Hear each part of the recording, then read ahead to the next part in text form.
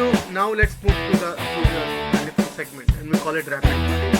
So basically, how this works is I'll say a keyword, and just let me know whatever comes to your mind.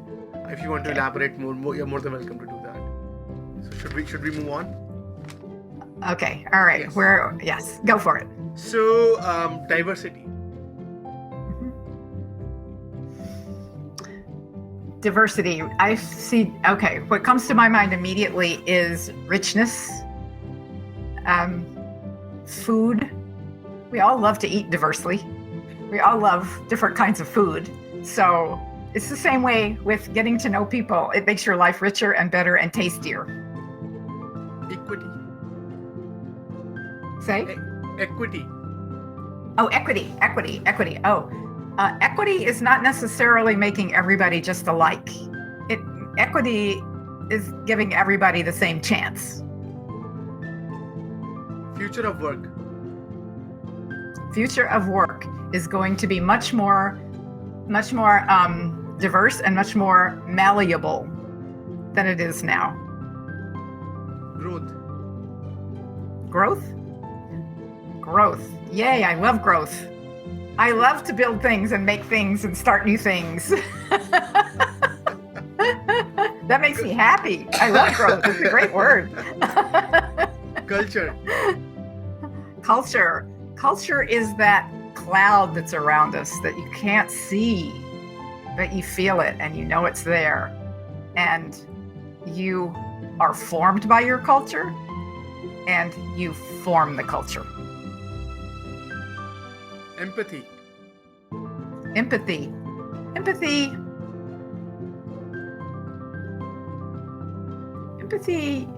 You can't necessarily feel what the other person is feeling, but you recognize their humanity. Future of diversity.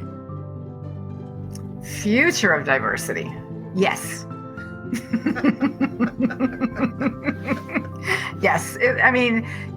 One of the reasons I think in the US, one of the reasons why we're having so much issue around diversity is, frankly, it's hard for some people who have been the privileged to, by virtue of their non-diversity, to recognize that this world is a very diverse world, and every country is going to be very diverse because there are so few geographic boundaries now, and people move around, and a talent moves around, and companies are global, and I know what I want to say. Diversity and divide come from the same root word. So if you see diversity as a divide, it's a divide. If you see it as a positive thing, it's a positive thing. Wow. I think I had to think about that one. that's pretty neat. Jobs of future. Say that again. Jobs of future. Oh, jobs of future. Okay. Jobs of future. Jobs of future. As more and more people are educated, jobs of the future are going to be more shaped by ourselves. I think we're going to shape our jobs more by ourselves as to exactly what we're going to be doing. And then leaders are going to have to figure out how to put all those pieces of the puzzle together. Future of organizations. People aren't going to be willing to fit into little boxes. Future of organizations. Future of organizations. Oh, same thing. I think organizations, and again, because we're in this moment of disruption, organizations have such a great opportunity to rethink how they are organized and shaped, and how power is dispersed, and how responsibility is dispersed. And future of organizations is going to be more flexible, and I think there will always be a push-pull between a big organization, the desire to have a big organization, and yet can foresee a big organization operating as though it were multiple smaller organizations with a lot of cross function. Interesting. So thank you. This concludes rapid fire. So now let's spend few minutes. We call it get to know our guest. So Okay. basically we want we ask all of our guests to talk about some of the things that has helped them be what they are, like some of the ingredients that has made them successful. What are Mhm. some of your ingredients that has really helped you be what you are Mhm. today? I was just thinking before you asked the question, I feel like I've already spilled the beans about everything about myself, but let me see if I can pull out something else for you here. I actually think one of the things that made me successful is that something I didn't know that I had.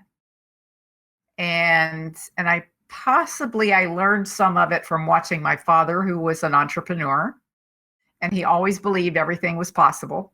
And believe me, he failed a lot, but he was just always optimistic, and he always just knew that, well, tomorrow I'll do something else and I'll do that. And I found out when I had my first executive director job that I have what I call the CEO brain. And by that I mean I am willing to accept any level of responsibility in order to have the opportunity to put together the resources to make things happen. And because I really you saw how I livened up when you said growth, right? I was like, yes, that's what I like to do. And there may be something inherent about it, but probably it was because I had grown up in a household with a father who was that kind of brain and that kind of optimist that anything could be done. Wonderfully said. What are some of your favorite reads? So I listen a lot. I find that I can multitask by listening. I can get my walks in the park. I can, if I'm in Arizona where I live part of the time and I'm driving long distances, I can listen. So I listen a lot. And some of my favorite reads, this past year, one of my favorite reads was Doris Kearns Goodwin book called Leadership, in which she compared different presidents and their leadership styles and skills and how, when they succeeded and when they failed. That may be one of my all-time favorite leadership books. I just love that book. I'm currently listening to a book called My Grandmother's Hands, and we've talked a lot about diversity. And this is about it's about trauma. It's about racial trauma and how to deal with it, and and it's not just racial, but any oppressed group. I mean, his thesis is you absorb these things into your body, and until you help your body release them, you will have trouble.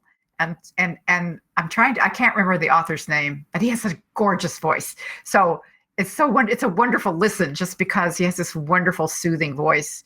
And he literally gives you exercises that you can think about and use to understand where did you absorb trauma. And it may not be, it may be from an abusive family, or maybe it could be anything, but he really points out that our experiences get absorbed in our feelings and our body. And until we know what they are and face them, we won't be whole.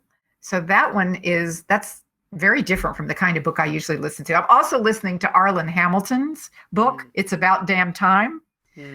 She's one of the she's an amazing woman who's created a venture capital company that funds what she calls not undervalued, but like the kinds of companies that people don't recognize could be successful.